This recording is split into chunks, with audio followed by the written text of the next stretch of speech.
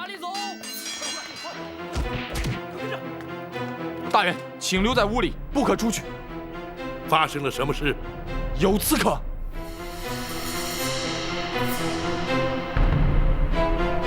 站住！来者何人？有人进府行刺。老夫人放心，有我们在。老夫人，展大人就在门外，谁也休想闯进来。守住房门。是。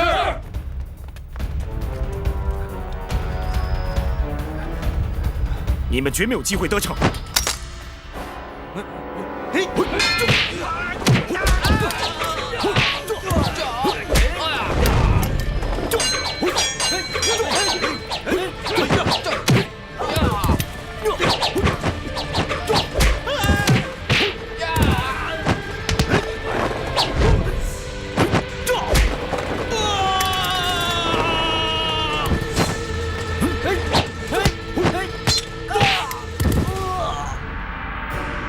什么人前来行刺？对象是谁？回大人，来了几十名黑衣人，分批往不同方向而去。他们的确是有备而来，目标应该是针对老夫人和陈总管。他们是要杀人灭口，让本府死无对证。快走！跟着！白玉堂在此，你们修中了调虎离山之计，去保护包大人，这里就交给我。走！你们还等什么？动手吧！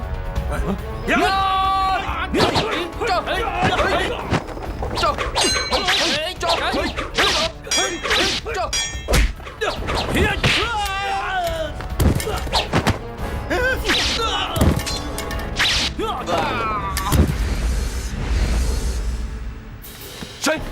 是我。大人，外地的情形如何？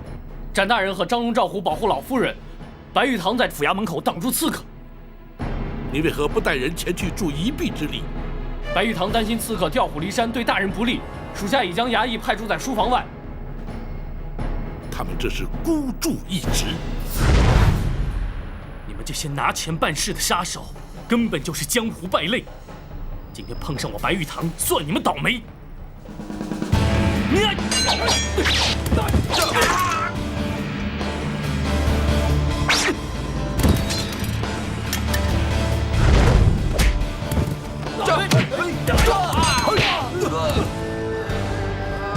展某不想多伤人命，你们放下武器，束手就擒，或许还能免于一死。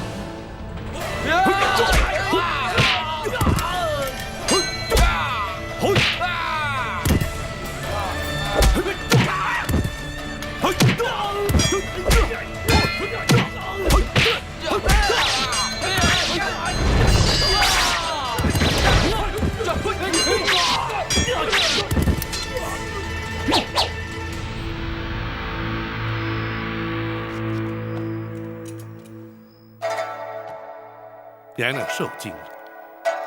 哀家还好，可是他派来的人，刺客只是受雇的杀手，并不知道是何人主使。不会错，一定是太后指使的。否则无冤无仇，为什么要对我们下手呢？话虽如此，却无法证实。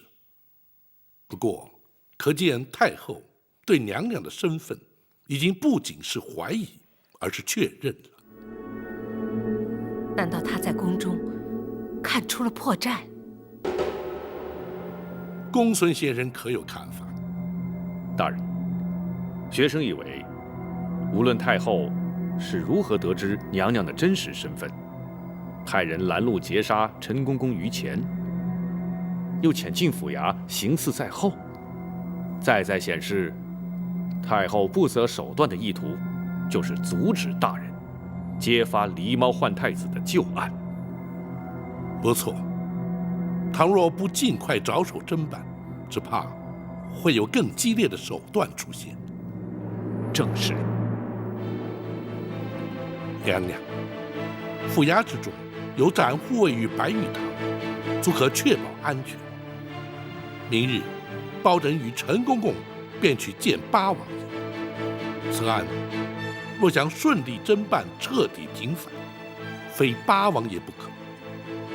否则，恐怕更多的阻挠会如排山倒海而来。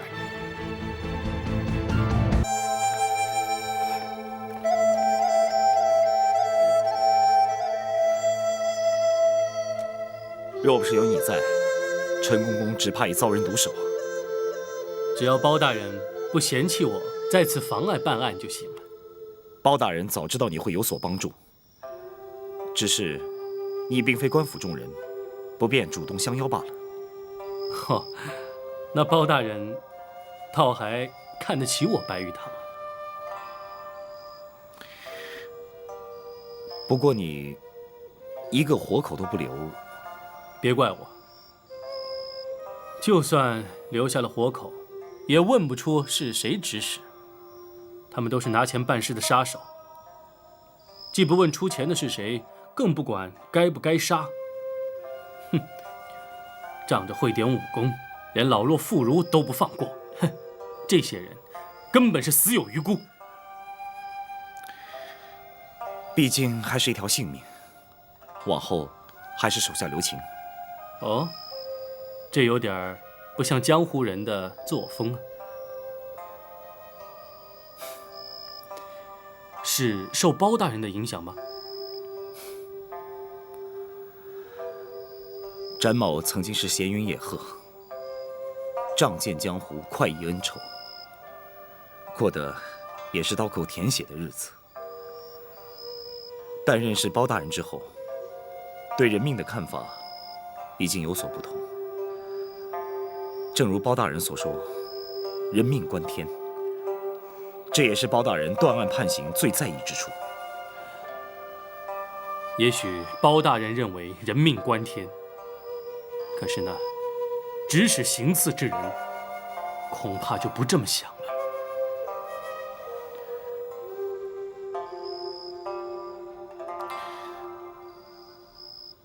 奴婢该死，没想到那帮杀手根本就没用。所以李妃和陈琳都好端端的活着。是，奴婢会再想法子。不必了。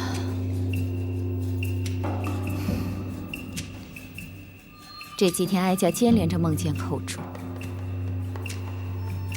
看来他是向哀家索命来了。或许当年哀家不应该为了争夺皇后的位置，干下那些昧着良心的事。如今报应终于来了。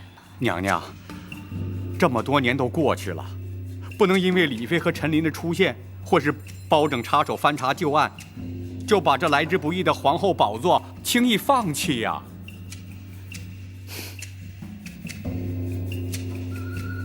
不放弃行吗？当然行啊，娘娘，你可别忘了，还有皇上啊。皇上？啊，皇上对娘娘像亲生母亲一样孝敬。别说是李妃陈琳，就算是寇州死而复生，只要娘娘您和奴婢矢口否认，那皇上相信的，毕竟还是娘娘啊。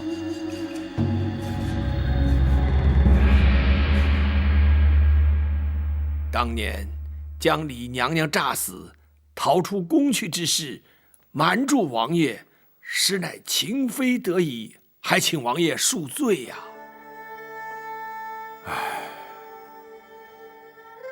本王又岂会料得到，其中竟会有如此的曲折。那秦凤与于中的义举，着实令人敬佩，却又令人扼腕。若非如此，又怎能保住娘娘的性命？他人求人得人，换得的是天理昭彰，报应不爽。不错。那刘太后与郭槐，至今有以为天衣无缝，可以只手遮天，哼，却万万没有想到，这李妃尚在人间。不，他们不但知道，而且昨夜还派人前往府衙，企图行刺娘娘与奴婢呀！什么？幸亏展护卫与白玉堂均在，娘娘安然无恙。真是岂有此理！他们竟然想杀人灭口，真是无法无天了。好，本王立刻进宫，向皇上说明一切。王爷请慢。包大人，你前番要本王忍耐，等陈公公进京之后再去面圣。如今真相已明，又何须等待？王爷，并非包拯要等，而是必须先与王爷商定对策。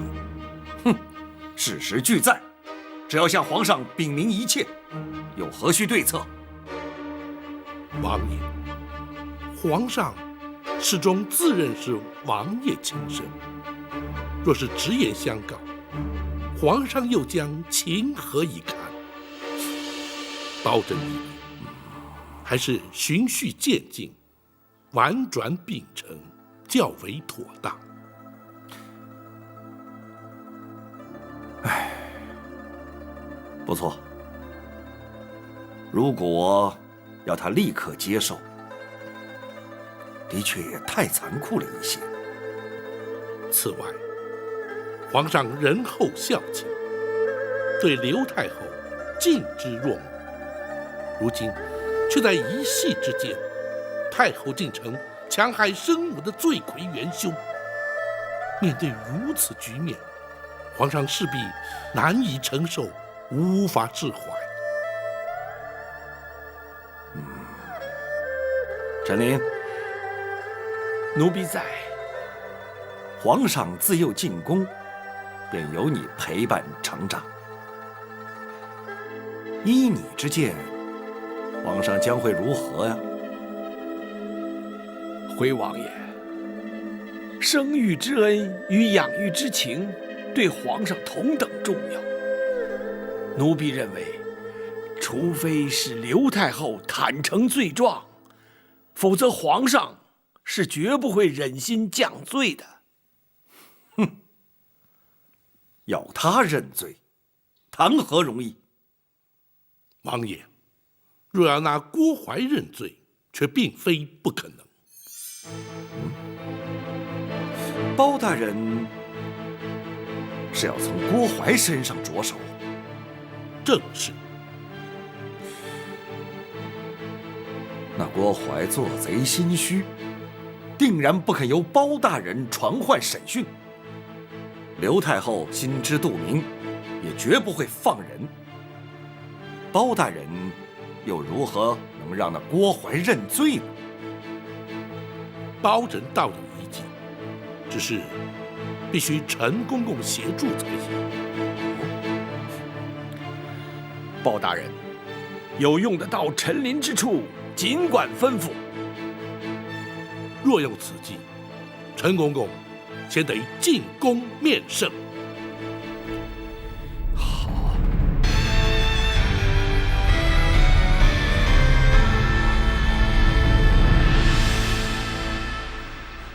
亚父，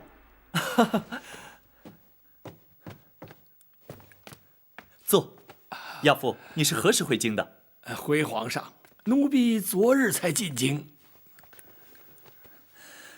自从亚父告老还乡，朕总是不习惯，总觉得身边少了些什么。奴婢也是每日记挂着皇上啊。亚父回京是来看朕的？除了向皇上请安之外，奴婢也是受人之托。哦，有人托亚父回京办事？奴婢是受人之托，前往开封府向包大人告状的。告状？包拯可曾受理？包大人虽然受理，可却有爱难之处啊。哦，包拯一向公而忘私，是什么样的案件让他也觉得爱难？奴婢家乡有一对老夫妇，他们的女儿寇珠自幼进宫，充任宫娥。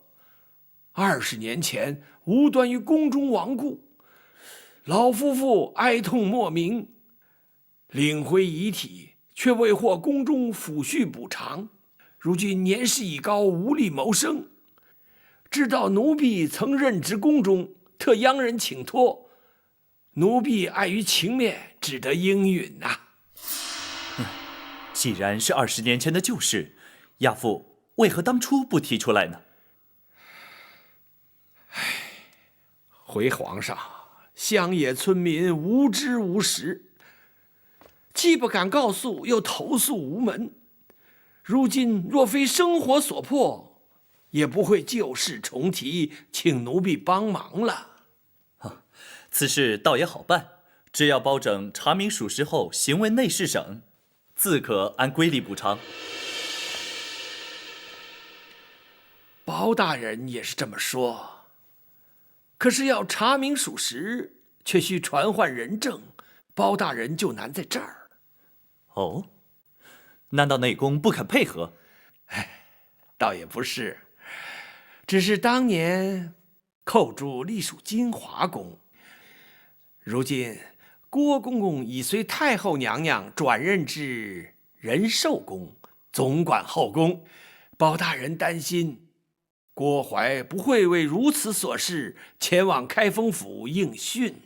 嘿，包拯何时变得如此诸多顾虑？宫人家属既有需要，郭槐理当协助调查，去一趟府衙又如何？只恐太后那边……母后一向讲理，要不朕命人前去通知郭槐，要他依包拯传唤前往府衙如何？谢皇上。亚父回京住宿何处？要不还是回宫里住吧，这样朕也可与亚父多做亲近。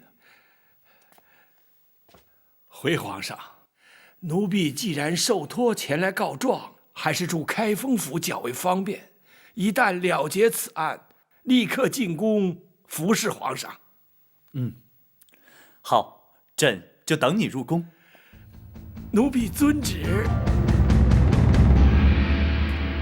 大人妙计，皇上下旨，郭槐他不敢不来。他要是来了，咱家倒要听听，他还能有什么说辞？郭槐虽然不敢不来，本府也的确会将狸猫换太子一案提出审讯。但若郭槐矢口否认，却也不能就此定谳，仍需设法取得他的供状。包大人有把握让他招供吗？如今言之过早，还待静观其变。要你去开封府应讯，皇上怎会下这样的旨意？都是那陈林使的小计，让皇上误以为只是让奴婢去做个见证。什么见证？证明寇珠当年乃是在宫中身亡。寇珠？娘娘放心，那陈林只是假借寇珠家属请求抚恤补偿之名，奴婢就成全他，交内侍省拨点银两就可以结案了。难道包拯不会利用此案牵扯出当年旧案吗？娘娘请放心，奴婢自有办法让他包拯白费心机。不，包拯人称青天有名的断案如神，你不能去冒险。哀家去见皇上，请他收回成命，免除你去开封府应讯。娘娘不可。有何不可？奴婢若是不去，那岂不显得心虚？包拯势必就会借机大做文章，借题发挥，甚至在皇上面前扯出旧案来，你反倒顺了他们的心意啊！倘若你去了，难保不会陷入包拯问案技巧，落入圈套的。娘娘，奴婢自会掌握分寸。一旦包拯提及狸猫换太子一事，奴婢就会矢口否认。任他包拯如何断案如神，也难从奴婢口中套出半句话。倘若他对你用刑，受刑不过，你必定还是会招供。娘娘，包拯他一向以清官自诩，而不耻于动辄滥用3目之刑的酷吏。奴婢相信他不会动刑的。若是他一反常态，真的用刑，你又当如何？他若是严刑逼供，奴婢事后也会翻供，依旧让他白忙一场。哀家还是难以安心。娘娘，奴婢去开封府应讯用不了多长时间。倘若娘娘还不能安心的话，这入夜之后，奴婢若是还没回宫，娘娘再去向包拯要人也不迟啊。好吧，你自己要当心。谢娘娘关心。既然是非去不可，就别让包拯小觑了你。带着后宫的卫队同去，也好壮壮声势。是。少时郭淮必是有备而来，要想从他口中取得供词，绝非易事。不知公孙先生有何看法？若非皇上下旨，郭淮必不肯前来。错过了这次机会，若想再传他，恐怕难上加难。若依学生之见，又在必要之时，大人不妨考虑用刑。不，用刑逼供乃是下之策，即便因此取得供证，也难以服人。再者，用刑腐烂，往往造成冤案。开封府乃是京畿要地，又岂可助长此风？大人，请恕学生直言。所谓通权达变，面对如郭淮之辈，如此重大之案，若不用刑，恐怕无法让他俯首认罪，令案情真相大白。正因为郭淮并非一般的刁民恶吏，狸猫换太子一案更非一般刑案，所以更要谨慎，稍有不慎，必生争议。轻则难以平反，重则动摇国本。公孙先生，你我必须绞尽脑汁，另谋良策，让那郭淮伏法认罪，而不能依仗3目之刑受人口实。是，学生明白。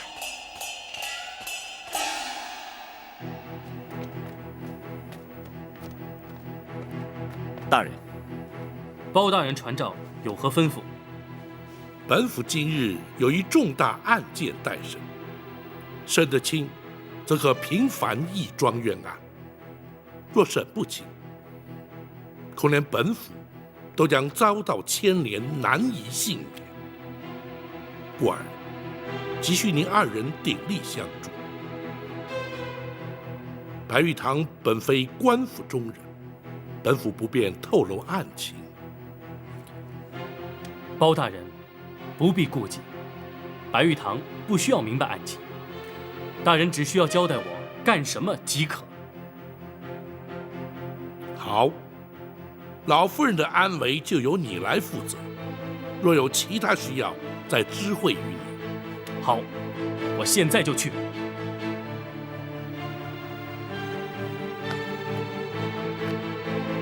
大人，属下要做什么？